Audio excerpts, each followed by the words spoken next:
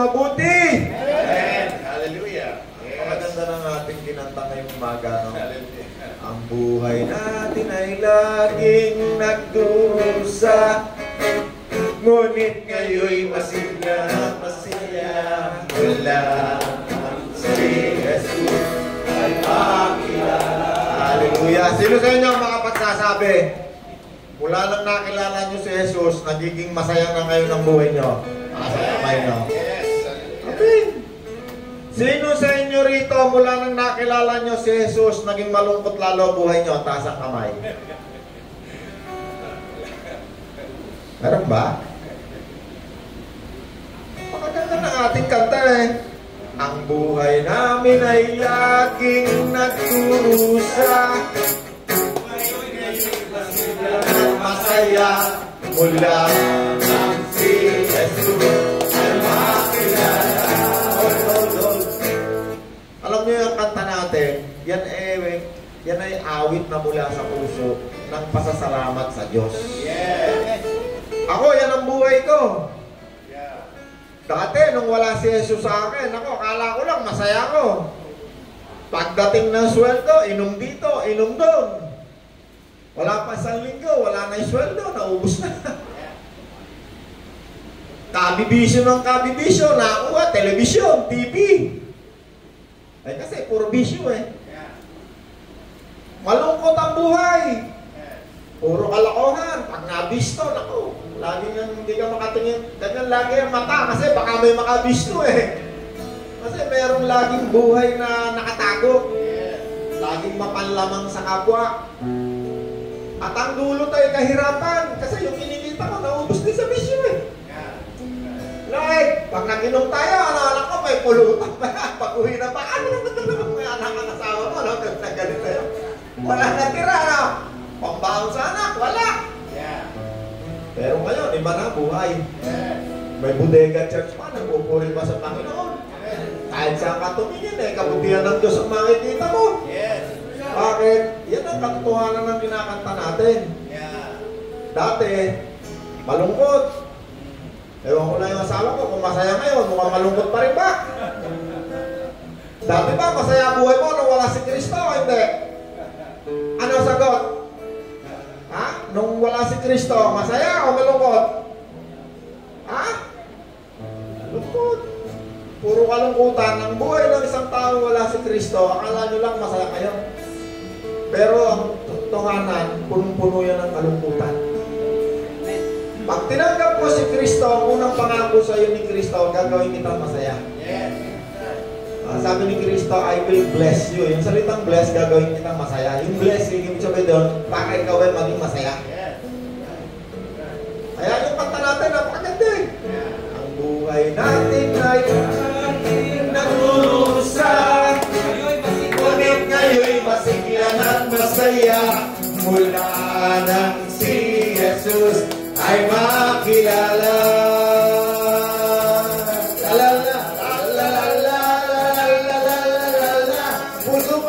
Ang puso ko'y umiindak sa tuwa, sa gala, ligaya.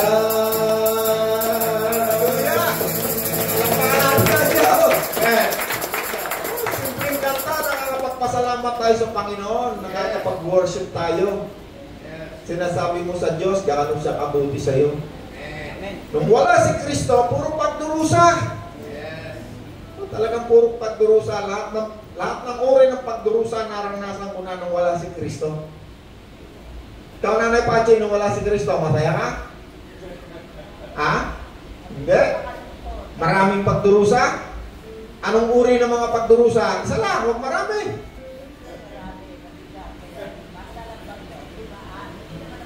Puro pagdurusa. Ang buhay ko nung araw, akala ko marami akong tropa. Puro saksak sa likod yan. Mga katropa, putik lang tawag yan. Pag si Kristo kasama mo, sigurado magiging ka masaya. Kasi matututo ka magpasalamat sa Panginoon.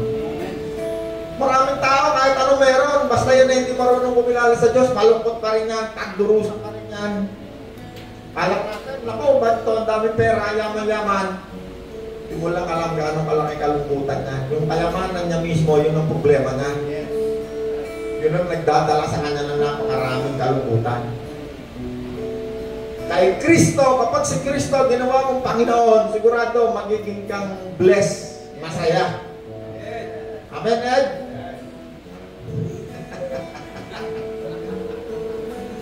Napakasarap ng buhay natin, no? Pero mo, meron tayo sariling bodega, nakakapagpuri tayo sa Panginoon. Meron tayong libreng oras. Hallelujah.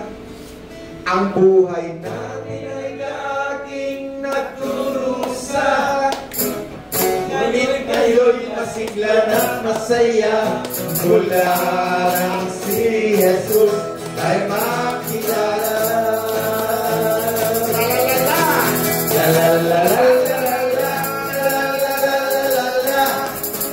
Ang puso ko'y umiindak sa tuwa, sa gala, ligaya.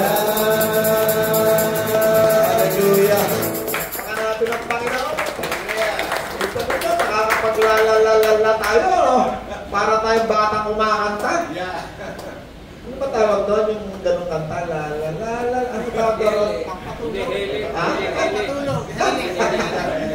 Pero mo, pag si Kristo kasama mo, kahit may problema ka, masaya pa rin ang buhay. Kasi ang problema, hindi yan nawawala. Pagka ikaw unang-una, pinanganak ka sa mundo nito, may silang ka pa lang, problema ka ng nanay mo, pagkadebehin ka na. Hanggang mamatay ka, pambili ng kabaho mo, problema pa rin ang pamilya mo. Pero pag kasama mo si Kristo, sabi niya, I will provide. Amen! Amen! Makakaupo na tayo. Ano mo, napakasarap magpuri sa Panginoon. Ano? Kahit may problema, nakakapagpuri sa Panginoon. Yun ang nakakapagtaka. Bakit kahit may problema ka, masaya ka pa rin dahil kay Kristo.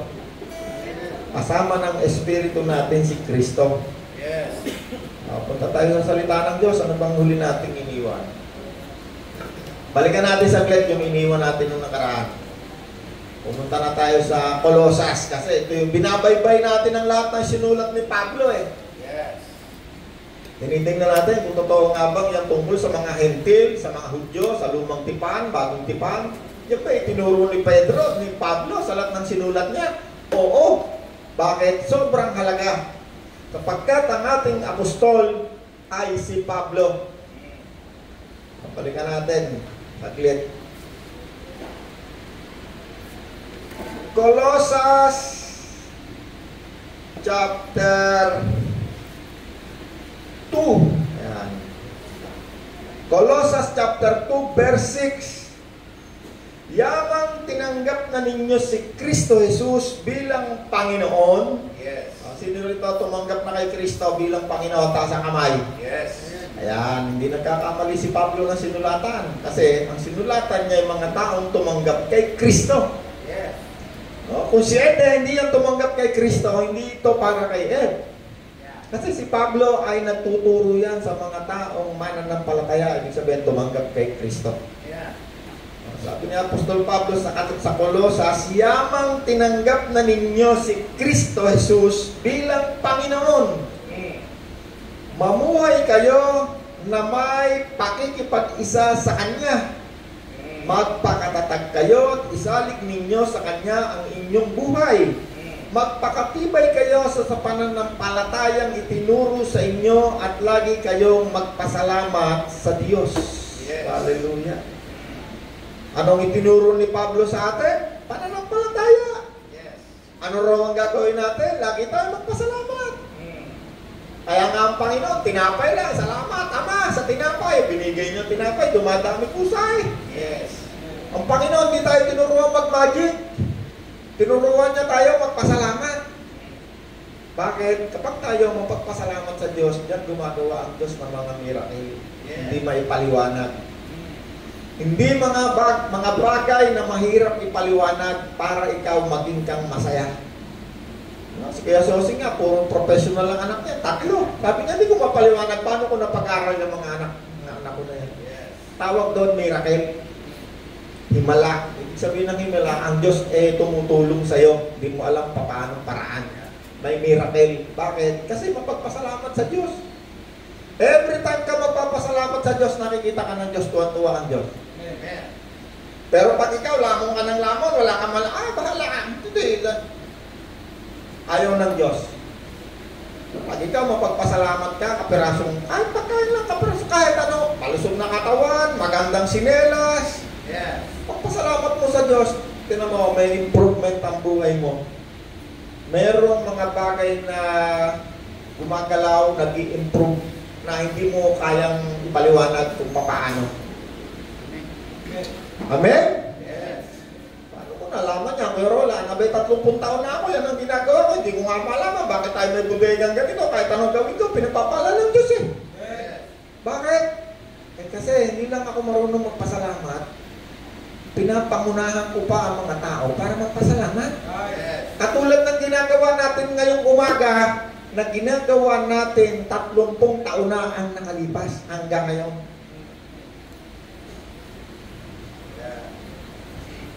Kagahapon meron akong patin kami ng anniversary ng isang church. Ganda ng mensahe Grace. No? Si Jesus ang ibinigay sa atin ng Diyos dahil naawa. Ngayon, pag ibinigay sa atin ng Diyos at ikaw napuno na, kailangan share mo rin yung blessing. Kasi si Jesus ang unang-unang biyaya sa atin na ibinigay ng Diyos. At nung tayo ibigyan ng Diyos ng biyaya, kailangan mag-share din tayo ng biyaya. At si Jesus ang una mo rin i-share.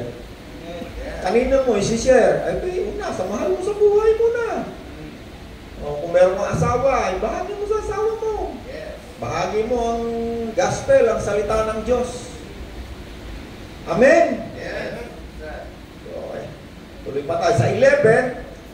Dahil, asan na ba ako? 11 na nga. Dahil sa pakikiisa kay Kristo, 11. Oh, yeah. 11.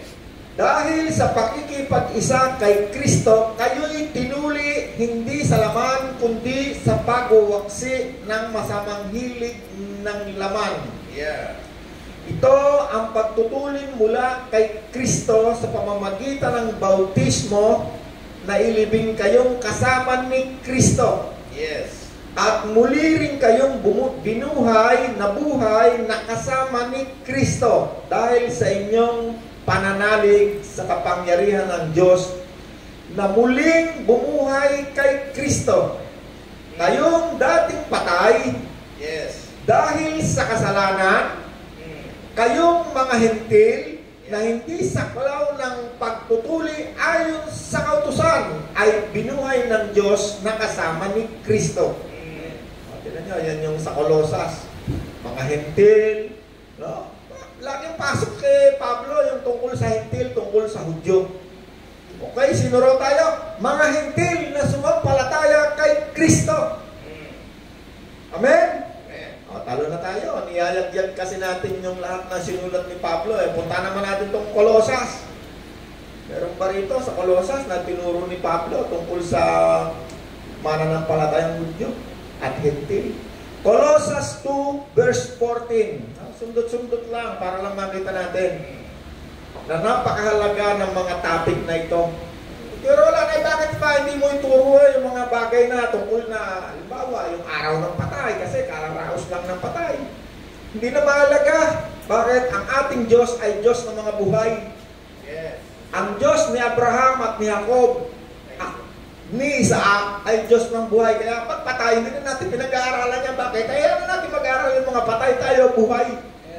Ang Diyos natin ay Diyos ng buhay. Pag namatay ka na, wala ka nang magagawa. Nung araw, tatay ko, lagi nakakakita ng mga patay, mga kaibigan niya ng kakilala niya, mga kamag-anak, kapatid. Sabi ko, tay, ang isang tao, pag namatay na, wala nang magagawang mabuti o masama. Sabi niya, bakit? Aba, kung yung iyong mga kaibigan na yan na masasama, alam mo, kaaway mo pa nga yung iba. Kung may magagawa sa iyo yan, tinagpas yung yung paa mo niyan, kaaway mo lagi yan.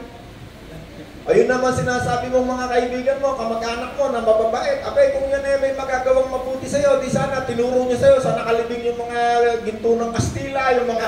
Wala magagawa yan. Hindi sila yan. Ang patay, pagpatay na nandun na yan sa daigdig ng patay, wala isa mang pinayagan na bumalik dito sa lupa. Kung meron man kahit isang patay na totoong patay na bumalik sa lupa, saan man siya naroroon, galing man siya sa daigdig ng patay o sa piling ni Kristo, pag bumalik yan, sasabihin niya kung saan siya naroon. Nako, maniwala ka sa mga ngaral na si Roland kasi doon kami sa daigdig ng patay, napakalungkot, kainit-init. Ganun nun sasabihin, magsisi ka sa kasalanan mo, maniwala ka sa salita ng Diyos. Yan ang kaligtasan mo. Pero pag nakikita mong patay, nagpapakita lang na akala mo, kapatid mo, kamag-anak mo, si Lola, si Ingkong, yun ay espiritu ng mga tinatawag na familiar spirit. Yun ang mga evil spirit na pag-alagala rito. Dito na yan, matagal ng panahon. No, hindi ko na sabing evil spirit yun, siyempre parang evil spirit. Si Joseph pala, Joseph. Joseph, kamaya Joseph! Alam ko, spiritong galayan na hindi ka lang, makinig ka lang, ha? Hallelujah. Basahin natin ang Thessalonica na sinulat ni Pablo sa mga taga-Thessalonica 1 verse 14. Mga kapatid. Yes. Ano, si Pablo na naman to, ha? Sabi niya, mga kapatid! Ang tawag sa atin ni Pablo, kapag ikaw ay mananampalataya, kapatid kay Kristo. Kaya saan tayo pakibasa? Mga kapatid, sabi ni Pablo. Ano yun? Mga Thessalonica 2:14. 2:14. Okay. Sabi rito, mga kapatid, ang mga nangyayari sa inyo ay tulad din ng nangyayari sa mga iglesia sa Diyos sa Judea na nakay Kristo Jesus. Kung anong paghihirap ang dinaranas ninyo sa kamay ng mga kababayan nyo, ito rin ang paghihirap na dinaranas nila sa kamay ng kapwa nila Hudyo. Kaya, silang mga Hudyo ang pumatay sa Panginoong Jesus at sa mga propeta na noon. Sila rin ang mga taong umuusig sa amin. Yeah. Tignan nyo, ano? Pinapakilala niya lagi eh. Sinong Hudyo? Sino yung mga Hudyo? Yung mga Hudyo yan ang pumatay kay Kristo. At yan din ang umuusig noong unang panahon sa lahat ng nangangaral ng mabuting balita. Kasama na si Pablo. No, mahalaga lahat na isinulat ni Pablo. Lilinawin niya sino yung Hudyo. Para malaman natin. Kasi dito sa Bible, karaniwang nakasulat at pangyayari nangyari doon sa Israel sa mga Hudyo. Tuloy mo pa kayo, Sosay. Sabi rito, sila mga Hudyo na pumatay sa Panginoong Jesus at sa mga propeta noon. Sila rin ang mga taong umuusig sa amin. Hindi nalulugod ng Diyos sa ginagawa nila. At maging ang lahat ng tao ay kinakalaban nila.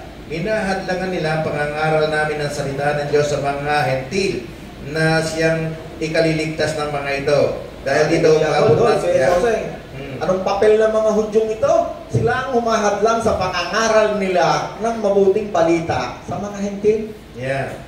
No, kung sa panahon ito, kung si Gideon ay isang Hudyo, si Kuya Sosing ay isang hentil na nangangaral ng mabuting balita, kung si Nanay Pachi ay isang Hudya, kung lahat na nasa likod niya ay Hudyo, yan mga yan ang kalaban ni Kuya Sosing para mangaral ng mabuting balita. At yung mga Hudyo na yan, ang dala niyan yung lumang kautusan ni Moses na paulit-ulit natin pinag-uusapan sa lahat ng isinulat ni Pablo. Okay, talon tayo. Tapos na ba kayo, Sosay? Sige pa, tuloy pa kayo, Sosay. Meron pa isang ano yata rito. Ang aming 16. Ang aming pangangaral sa mga hentil. Yeah. Sabi ni Pablo, kasama niya si Bernabe. Sino-sino bang mga kasamahan niya? Ang aming pangangaral sa mga hentil, no? Kasi iba yung style sa pangangaral sa mga hentil eh. Yes, that's right. Iba. Si Pedro, siya ay nangangaral sa hentil, nangangaral din siya sa mga Hudyo. Pero si Pablo, ang expertise niya sa mga hentil na katulad natin na sumampalataya kay Kristo. Ayaw niya yung pagbuhulin, ayaw niyang paglabu-labuhin niya yan, yung lumang tipan at bagong tipan. Hudyo, hentil. Yung lumang tipan, yan ay iniwan sa mga Hudyo. Ganun. Pati itong bagong tipan, isinulat ito sa lahat ng Hudyo. Yung 12 disipulo, Hudyo lahat yan. Madalang na madalang makakakita ka sa Bible ng mga hentil. Pag sinabing hentil, ikaw ay sinumpa. Kasali ka nga sa kautusan, pero ikaw ay sinumpa. ikaw ay sinumpa makasalanan. Tuloy pa kayo sa traso. Inaadlangan nila ang pangangaral namin ng salita ng Diyos sa mga hentil na siyang ikaliligtas ng mga ito. Dahil dito umabot na sa sukdulan ng mga kasalanan nila at hahatulan na sila ng Diyos. Hallelujah. Tignan nyo, sabi ni Apostol Pablo, umabot na sa sukdulan ang kanilang kasalanan. Kaya sila ay Hahatulan. hinatulan na ba, Kuya Sosay? Hahatulan na sila ng Diyos. Hahatulan na sila ng Diyos. Alam nyo, after 70 years na si Kristo ay mamatay, yung templo na kanilang pinagtuturuan ng mga Hudyong yan, winasa, pinabayaan na ng Diyos wasakin. Hanggang ngayon, wasak. Ang nakatayo roon sa templo na yan, kung saan yung lumang tipan na itinuturo, moske. Moske ng mga Muslim, 2 moske. Pangalawang pinakabanal, pinaka-importanting moske ng mga Muslim sa daigdig. Golden Mosque, saka Black Mosque, tawag nila. Bakit? Dahil sa kanilang paghadlang sa pangangaral ng mabuting balita para sa mga hentil. Sila ang humadlang, kaya't sila ay pinarusahan. No, si Kristo mismo, sabi ng Panginoon, sabi niya, Jerusalem, Jerusalem. No, tawag doon, sumpa ba yun? Di naman no? Curse ba yun? Di naman Ilang beses kang tinangkang kupkupin ng Diyos na parang inahing sisil. Ngunit ayaw mo. Kaya ngayon, ikaw ay, sabi niya, ikaw ay pupuksain. Ikaw ay ano? Nag-imagine sabi? Kaya ngayon, sabi ni Jesus, nagpropesay ang Panginoon walang batong matatayo sa ibabaw ng kapwa bato. Kaya pag pumunta ka rin sa Israel, sino nakarating na Israel? Ang mararatnan mo lang doon, yung mga tipak ng pagkalalaking bato, mga pundasyon lang na nandoon. Yun lang ang makikita mo ron. Ang tawag nila, Wailing Wall. Pupunta doon mga Hudyo, iyakan na iyakan doon. Kailan kaya matatayo ulit ang templo? Kaya tawag Wailing Wall. Pag pumunta ka ron, makikita mo iyakan. Mga Hudyo nag-iyakan. Kaya tawag doon sa wall na yung Wailing Wall. Nananalangin sila, umiyak. Bakit? Kasi yung templo, kung saan ang kautusan na ay ginawa, ay winasak ng mga hentil. Ang tawag sa mga Muslim hindi tuli. Tanungin nyo, kahit isang Muslim, tanungin nyo, ito ba'y tuli? Ang tawag sa kanila, hentil. Kasali tayo ron, hentil. Hindi tuli. Nagpatuloy lang tayo kasi dinagnan tayo ng Kastila. Ng relihiyon ng Katoliko. Tito! Tingnan natin si Tito kung nandiyan pa rin yan. Tito 1:10, sapagkat maraming tao, lalong-lalo na mga galing sa Judaismo. Ayan. Mga nagtuturo ng, pag sinabing Judaismo, kasama niyan yung itinuturo niya na tungkol sa kautusan ni Moses. Yan ang dala-dala niyan, Judaismo. Maraming tao, lalong-lalo na ang mga galing sa Judaismo, ang mga Suwail at nanlilinlang sa mga Suwail at nanlilinlang. Pakibasa mo kayo sa maraming sulat ang Bible natin. Anong version, bro? Tito 1:10. Tito 1:10, ito na. Yeah. Sapagkat maraming tao, lalong-lalo na ang mga galing sa Judaismo, ang sumasalungat laban sa mga aral na ito. Dinadaya nilang iba sa pamamagitan ng mga katurukang walang kabuluhan. 11. Kailanang pigilan sila sa kanilang mga ginagawa sapagkat ginugulo nila ang mga pamilya at nagtuturo ng mga bagay na hindi dapat ituro. Bakit? Para sila'y kumita ng salapi. Pansinin nyo ngayon, pag yan ay pinaghalo, sigurado salapi dulo. Pag may nagturo sa inyong pastor, no? Pinaghalo yung lumang kautusan tsaka bagong tipan, sigurado dulo niya salapi. Ihahalo niya yung Malakay, ihahalo niya yung 10%, ihahalo niya si Melchizedek. Bakit niya ihahalo yan tungkol sa mga Hudyo na yan? Sapagkat gusto nilang kumita ng salapi. Kaya pinasaway kay Tito. O hindi yan pinasaway sa atin lahat, ha? Kanino pinasaway? Kay Tito. Si Tito ay isang, kumbaga siguro ngayon siya ay isang pastor. Isang elder. Isang matandang mananampalataya. Ano sabi ni Pablo? Tito, maraming tao, may background sa Judaismo. Ano tinutukoy niya dyan? Yung Law of Moses na itinuturo ng mga tagapagturong ito. Sabi niya, para lamang sila yung kumita na sa labis, sawayin mo sila. Bakit? Naawa sa tupa. Kasi itong mga tagapagturong ito, pag nagturo ito, sigurado may kurot yan sa bulsa. Kahapon nga, talaga naman, sabi ko, bakit yung turo kahapon meron pa, may guilty trip pa? Oo, huwag kayong kukuripot sa Diyos. Pero naman, opo, pinapasaway. Bakit?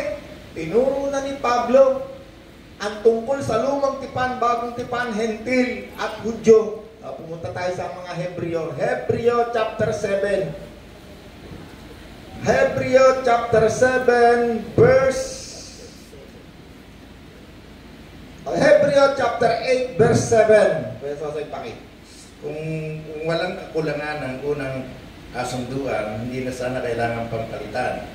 Ngunit nakita ng Diyos ang pagkukulang ng mga taong sumusunod sa unang kasulatan o kautusan, kasunduan. Kaya sinabi niya, hold, hindi ako may sabi na kulang yung lumang tipan, ha?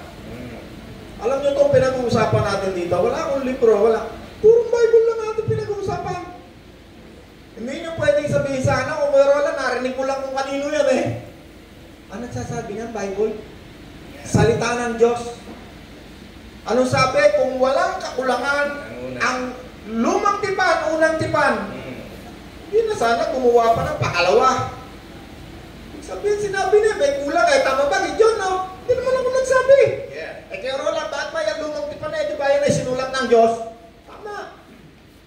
Di ba sinabi, hindi yan mawawala ng bisa? Tama rin. Pero teka mo na, may kasunod pa, tumigil ka na hanggang hindi nagaganap ang lahat. Ginanap na ni Kristo. Kaya nawala na ng bisa. Kaya yung mga tumatsyani sa lumang tipan, huwag kayo maniwala ron. Mga background niya ng Judaismo.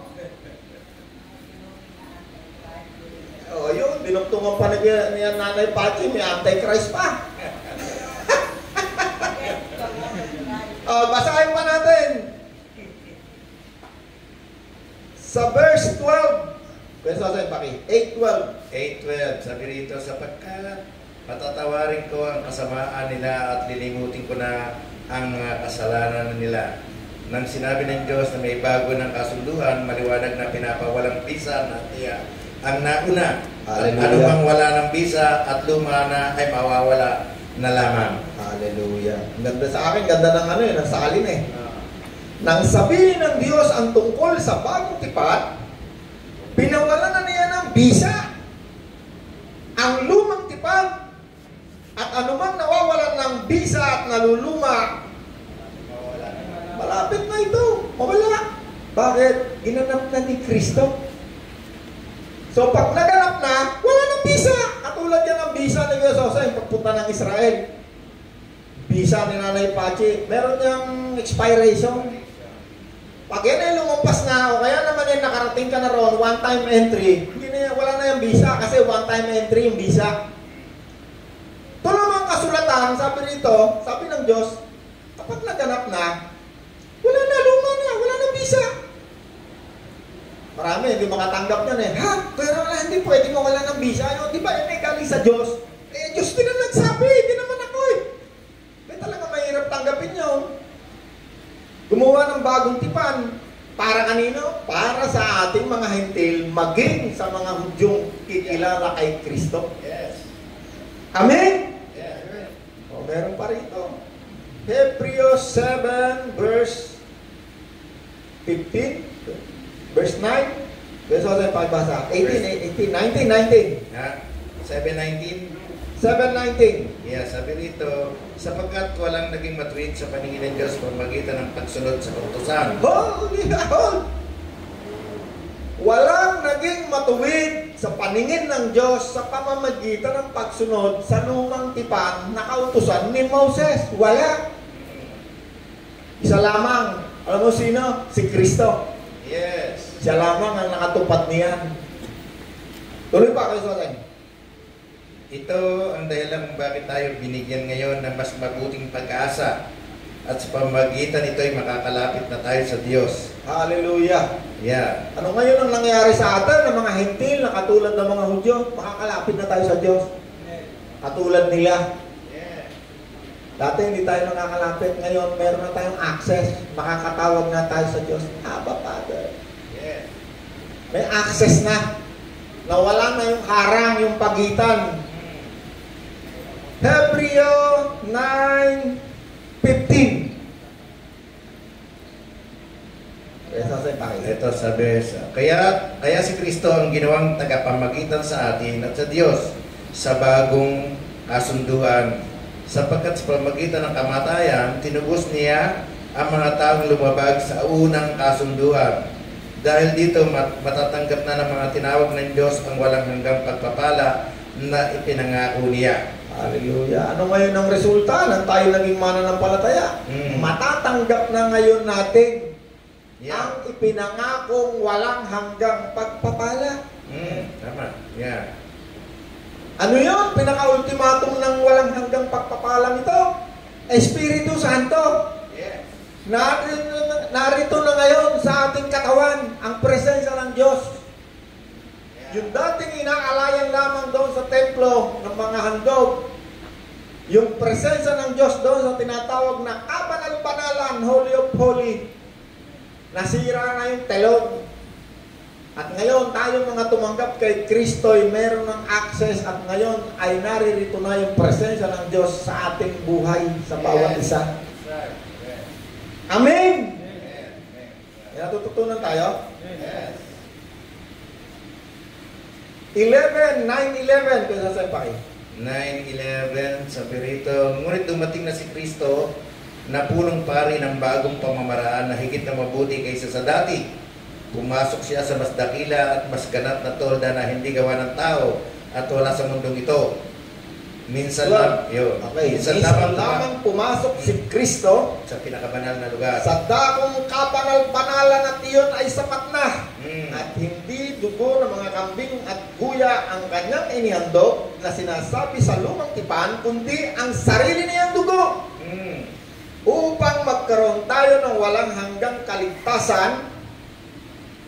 13. Kung ang dugo ng mga kambing at toro sa lumang tipan at ang abo ng dumalagang baka ang winiwisik sa mga taong itinuturing na marmi upang sila'y luminis ayon sa kautusan ni Moses. 14. Higit ang magagawa ng dugo ni Kristo sa pamamagitan ng walang hanggang espiritu. Inialay niya sa Diyos ang kanyang sarili bilang handog na walang kapintasan. Yes. Hallelujah. Doon sa lumang tipan, para ikaw ay patawarin, maghahandog ng dugo. Taon-taon. Kasi lagi nagkakasala ang mga tao ng Nanay Patrick. Kaya kailangan maghahandog para laging patawarin. Sa bagong tipan, ginawa ni Kristo yung pinakahuling handog. Siya ang inialay. Siya yung pinakahuling alay. Kaya sabi ni John the Baptist, tingnan ninyo ang tupa ng Diyos na nag-aalis ng mga kasalanan. Kaya ngayon, dati akong makasalanan. Ngayon, kung meron man, paano-ano na lang, pasilat-silat na lang. Pero dati makasalanan. Bakit ngayon? Kasi yun ang purpose ni Kristo.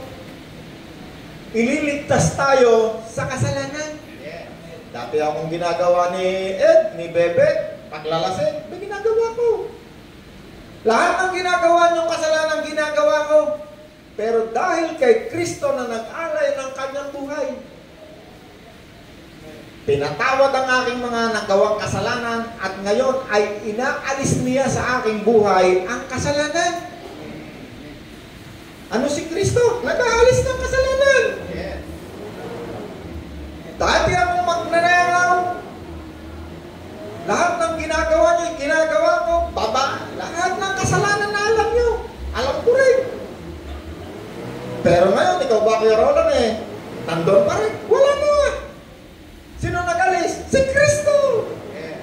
Bakit? Yun ang purpose ni Kristo sa buhay ng isang tao.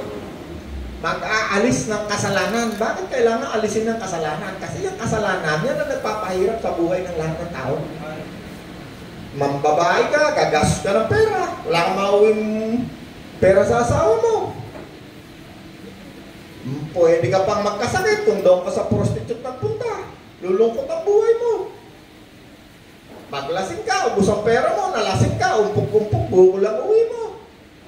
Magnakaw ka, baka nakanakaw ka, mamaya maglalasing kayo, bukas mahuhuli ka, kulungan ang dito mo, wala ka pang trabaho.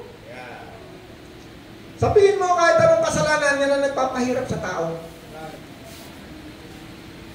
May asawa ka na, makipaglandian ka pa sa iba, magkalantari ka, mamaya mahuli ka, kahiya-hiya buhay mo, malungkot ang buhay mo, wala kang mapakita sa mga tao mukha.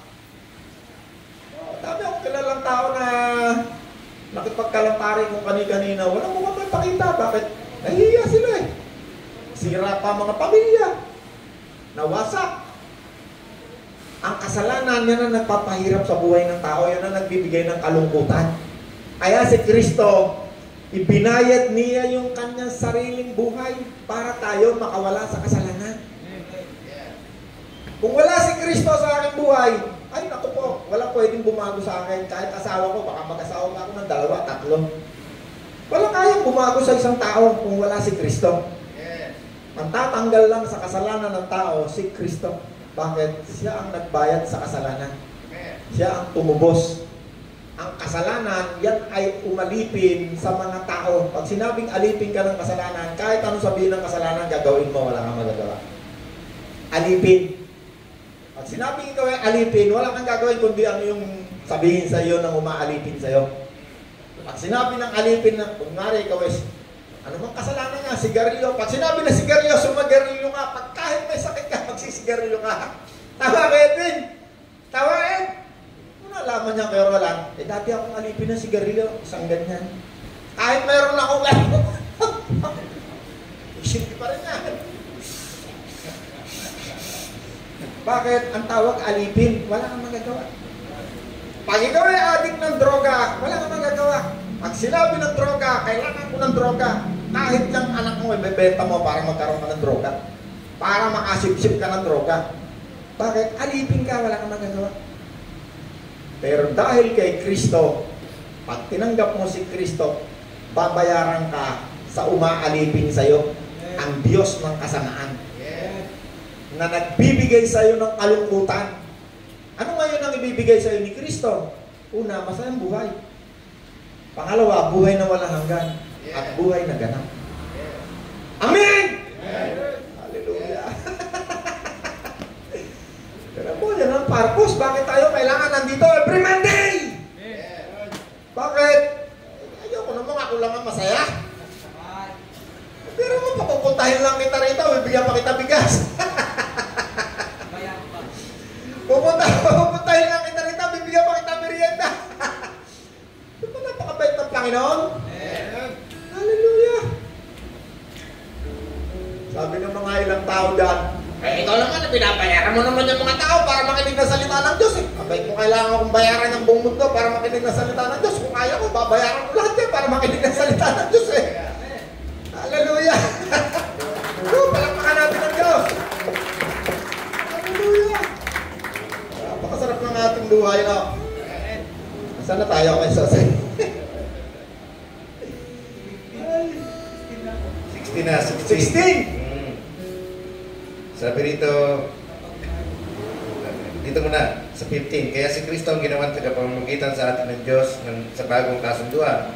Sapagkat sa pamamagitan ng kamatayan, inubos niya ang mga taong lumubag sa unang kasunduan. Dahil dito matatanggap ng mga tinawag ng Diyos ang walang hanggang pagpapala na pinangako niya. Hallelujah! Ayan, tulad dito sa isang huling testamento na kailangan mapatunayan na namatay na ang gumawa nito dahil wala nang bisa habang nabubuhay pa siya. Nagkakabisa lamang ang isang testamento kapag namatay na ang gumagawa nito. Kaya maging ang unang kasunduan ay kinakailangan pagtibayin sa pamamagitan ng dugo.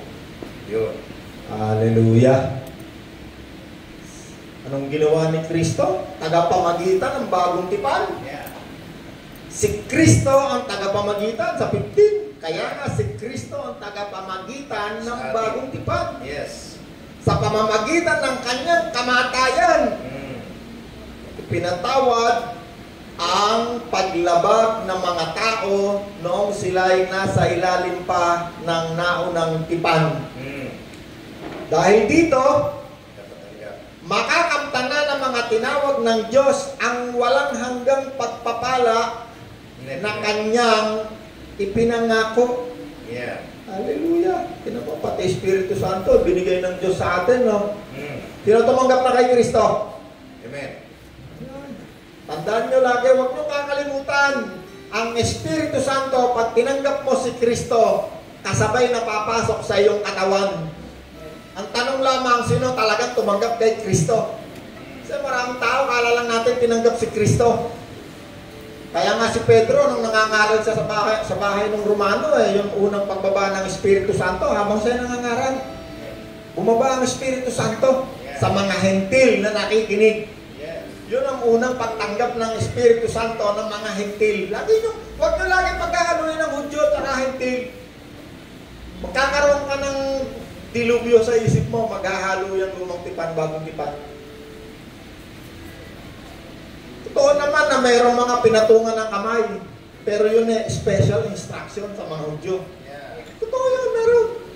Huwag kayong maghahanap ng dilang apoy, kasi mga tao, mahilig pag nakabasa sa Bible, akala yun din ang mangyayari sa kanya. Huwag kayong maghahanap ng kalapati, kasi kay Jesus lang yun, sa Panginoon lang.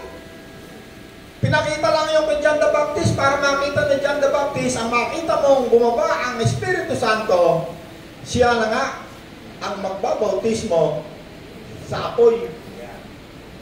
Ang nagbabautismo lamang, ang nagbibigay lang ng Espiritu Santo ay ang Diyos. Wala nang iba. Pag ako'y nagbibigay ng Espiritu Santo kay Nanay Pache, naku, makita nyo, parang kidlat. Hindi lahat kayo, akala nyo sa akin, ako na si Moses, no? Mukha na akong Diyos sa inyo, no? Pag sinabi ko sa inyo, pera nyo, kunin nyo lahat. Makukuha ko lahat yan. Bakit? Makokontrol ko yung pag-iisip nyo. Merong isang tao dyan yung kaibigan ng gobernador, yun ang gusto niyang gawin Humihingi kay Pablo ng, bigyan mo ikaw ng kapangyarihan magbigay ng Espiritu Santo. Kasi pera ang lakad nun Hallelujah. 25, Kuya Sosay Paki. Pedro 10:25, 7:25. 9:25. 9:25. Sabi rito sa 9:25, ang punong pari ng mga Hudyo ay pumapasok sa pinakabanal na lugar bawat Hold, Kuya Sosay. Hudyo na naman, ano? Nililiwanag na naman ni Pablo ang tungkol sa Hudyo, ano? Ang pinakapunong pari ng mga Hudyo ay pumapasok sa dakong banal taon-taon na may dalang dugo ng mga hayop, handog, ayon sa kautusan ni Moses. Ngunit si Kristo ay minsan lamang pumasok upang ihandog ang kanyang sarili. Yes. Kung hindi ganon, kailangan sanang paulit-ulit na siya'y mamatay mula nang likhain ang sanlibutan. Subalit, minsan lamang siyang nagpakita. Yes. Tinan mo, ang Panginoon, minsan lang nagpakita, no? Hindi siya dalawang beses na nagpakita, na nagkatawang tao, Hindi totoo yan, huwag kayong maniwala dyan. Si Jesus ay isang beses lamang ipinanganak at nagpakita. Sabi kasi sa inyo, minsan lamang siya naparito sa mundo para alisin ang mga kasalanan natin sa pamamagitan ng paghahandog ng kanyang sarili. Ginawa niya ito nitong mga huling araw. Upang pawiin ang mga kasalanan natin sa pamamagitan ng handog ng kanyang inialay. Itinakda sa mga tao na minsan lamang mamatay at pagkatapos ay ang paghuhukom. Yes. Minsan lamang bumaba si Kristo, no? Bakit? Para tulungan tayong makawala sa kasalanan. Kung wala si Kristo, si Bebek mamamatay yan, lasenggo hanggang mamatay. Si Chong hanggang mamatay yan, magnanakaw yan kung wala si Kristo. Ang magliligtas lang sa iyo sa kasalanan na kaya kang iligtas, hindi asawa mo, hindi girlfriend, si Kristo lang. Saan tayo ililigtas ni Kristo? Sa kasalanan. Pero paano ko liligtas ni Kristo sa kasalanan? Abay ako, paano ko niligtas ni Kristo sa kasalanan? Paano ko niligtas sa pagnanakaw? Dati, nagnanakaw ako, basta meron pagkakataon, nanakawin ko yan. Sa gobyerno, trabaho ko dyan, lahat ng mananakaw ko, nanakawin ko. Paano ko niligtas ni Kristo sa kasalanan? Kasi si Kristo, dito sa bagong tipan, meron din siyang kautusan. Meron din siyang utos. Ano sabi niya? Ang kautusan ni Kristo ay isusulat ko sa iyong puso. Yes. Nasa puso. Hindi mo kailangan sauluhin yung 10 utos o yung 6 na raang utos. Tuloy mo pa kayo sa Ito pinakamaganda sa isa pang... Sige. Ganon din naman, minsan namang namatay si Kristo nang ihandog niya ang kanyang sarili para alisin ang kasalanan ng mga tao. At muli siyang babalik dito sa mundo, hindi na para akuin muli ang kasalanan ng mga tao, kundi para iligtas ang mga taong naghihintay sa Kanya. Hallelujah. Ulit nga kay Sosay, napakaganda. Ulitin natin to. Ganon din naman, minsan lang namatay si Kristo nang ihandog niya. Gayon din naman, minsan lamang namatay si Kristo. Yeah. Minsan din lamang siyang nagkatawang tao, pinanganak bilang tao. No, kasi yung mga, pag hinalo na naman dyan si Melchizedek, no? Si Melchizedek, sinasabi lamang doon, katulad lamang ng paghahari ni Melchizedek. Si Melchizedek ay isang tunay na hari. Hindi sinabi na si Melchizedek ay walang pinagmulan. Ang sinabi roon, kung babasahin mo ng purong-puro, hindi na itala ang pinagmulan. No, marami kasi turo. Pag nagturo, alam mo, yun na nga yung tinuro. Maniniwala ka na eh. Basahin mo yung Bible, makikita mo kung ano talaga yung nakasulat. Yes. Pero sa hindi gets pa. Nabasa mo si Melchizedek eh. Basahin ko muna yung Melchizedek kasi nakita ko na Okay. Ang Panginoon ay sumumpa at hindi magbabago ang kanyang isip na ikaw ay pari magpakailanpaman ayon sa pagkapari ni Melchizedek. Ayon! Katulad! So, kung si Jesus pala yung bumabanat, siya pala si Melchizedek, ano bakit mababa pa siya? Yeah. Sabi, minsan lamang siyang bumaba para iligtas ang ating mga kasalanan. Nagkataon tao siya, minsan lang. At minsan din lamang siya namatay. Yes. Sige, Kuya Jose. Dito na tayo sa... Dito na tayo sa ito na, tapos na kasi 8 o'clock na. Santiago, huli na to. Siguro ito na yung ating huling topic tungkol sa lumang tipan, bagong tipan, Hudyo, hindi. Next week, iba na siguro tayo. Punta na tayo kay Santiago. Santiago 1:25. 25. Ang taong nagsasaliksik at nagpapatuloy sa pagsunod sa kautusang ganap na nagpapalaya sa tao, ang pagpapalaya ng Diyos sa lahat ng kanyang gawain. Yes. Siya ang taong gumagawa at hindi siya katulad ng nakikinig lamang at pagkatapos ay nakakalimot. Tuloy ko pa. Yun. Kung inaakala ni Numa na siya relihiyoso, ngunit hindi naman siya marunong magpigil ng dila, dinadaya lamang niya ang kanyang sarili. Walang kabuluhan ang kanyang pagiging relihiyoso. 27. Ang relihiyon na dalisay, malinis, walang dungis sa harap ng ating Diyos at Ama ay ito. Ang pagtulong sa mga ulila, sa mga byuda, sa mga kanilang kahirapan, pagtulong sa mga nangangailangan, at pag-iingat sa sarili upang huwag mahawa sa kasangaan Sa mundong ito. ng mundong ito. Yes. Amen. Hallelujah. May natutunan ba tayo ngayong umaga? Amen. Hallelujah. Ang pinakamabuti sa lahat, magmahal sa kapwa. Mahalin ng ating kapitbahay. Amen. Kaya kung ngayong umaga, hindi ka pa nakikipagtipan kay Kristo, very simple. Tatanggapin mo lang si Kristo, hingi ka ng tawad sa iyong mga kasalanan. Gawin mo siyang Panginoon. Maniwala ka sa kanyang ginawa sa krus, binayaran ang kasalanan mo, at ngayon siya ay muling nabuhay at umakyat sa langit at muling babalik. Matayo tayong lahat. Isang pagkakataon, kung gusto mong tanggapin si Kristo, sabihin mo, Panginoong Jesus, Patawarin mo po ako sa lahat ng aking kasalanan. Ako'y naniniwala na ikaw ang anak ng Diyos na namatay sa krus. Sa ikatlong araw, ikaw ay muling nabuhay. At ikaw ay muling babalik. Salamat, binayaran mo ang aking mga kasalanan. Mula ngayon, gusto kong makipagtipan sa iyo. Ikaw na ngayon ang aking Panginoon. At ako'y anak na ng Diyos ngayon.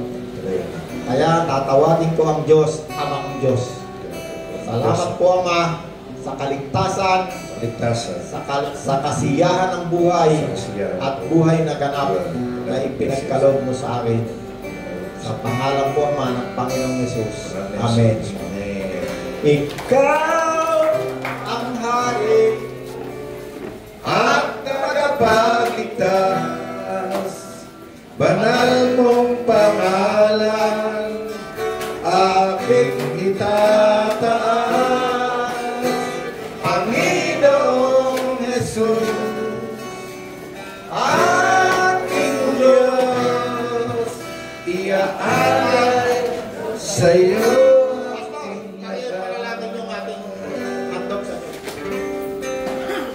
Walang ibang nagmahal sa akin ng tulad mo.